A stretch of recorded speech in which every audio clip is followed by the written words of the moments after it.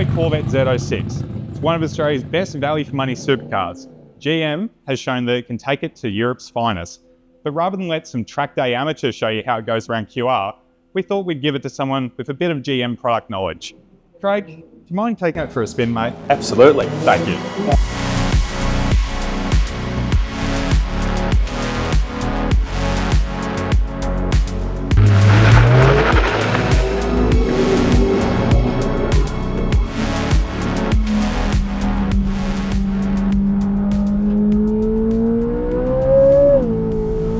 Welcome aboard the Corvette Z06. As you can hear that screaming flat crank V8 behind us, doing a lap of Queensland Raceway.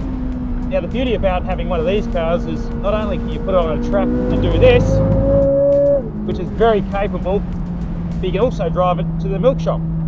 So it's a great all-rounder. It's actually quite a nicely balanced car. Being a mid-engine, which was the first time GM decided to do a Corvette like this. With this one, the Z06 has the ceramic brakes, which work extremely well. Actually work better when a bit more temperature gets into them. But when you put your foot on the throttle, that engine behind us has not only got a great sound, but it just punches out some good linear power, very usable. The ergonomics of in here is really nicely laid out. So for me, it's easy to be able to grab the paddle shift, up, down. You've got all these different modes that you can actually put it in between the Z mode, which we're in right now. You've got track mode, you've got your normal general mode and your comfort mode. So it's got enough electronics to be able to do everything that you want. But as I said, you can put it on a racetrack, you can go and put it out on the road, go do your shopping, do whatever you want. It's a very durable car, and for the price, it's really hard to beat. GM have done a really nice job with what they've got. The input, the steering is actually really nice. Like just the way that the feedback is, you know where the front of the car is. It's got nice little winglets, it's got the rear wing, it's got a flat floor. So again, aerodynamically wise, it's actually really nice. So I really highly recommend it.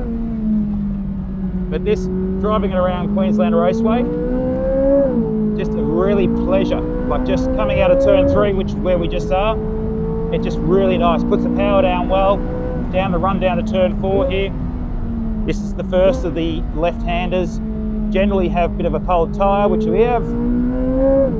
Grab a gear between, which is easy to do. And then the run down to turn 6. So again, it really was tractable. Looks after itself, it doesn't kick it out sideways, we don't have a heap of understeer. Just a really nice all-round car to have. So Craig, you're giving it a run around QR, a track that you know pretty well, being the winningest supercars driver around here. What do you think of the Z06? I think it's a really good thing. I think the first time that we've seen GM put a mid-engine into a Corvette, well balanced, it's not scary to drive, it's got a really nice linear power curve.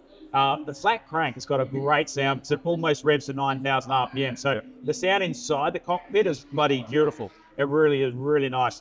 Ceramic brakes, they do a really good job, especially around here because it's a real hard braking down to turn 3, turn 6. The little winglets, you may not think that they do a lot, but actually the flat floor and everything else just creates a little bit more aerodynamic balance that the car needs. But when you sit inside it, the electronics, you go from track mode to Z mode, you go to just general comfort mode. There's a lot of electronics within the car, but I think the biggest thing for me is the engine, that 5.5 litre V8. And you've got a lot of experience in GT cars as well. Many Bathurst 12-hour wins. How does this compare to some of those, especially some of the mid-engine Ferraris and such? The balance, as I said, is really incredible. They've done a really nice job with the balance proportion. I think it's a little bit of understeer on a track conditions, but that's what you sort of want for a bit more sort of, I suppose, comfort zone.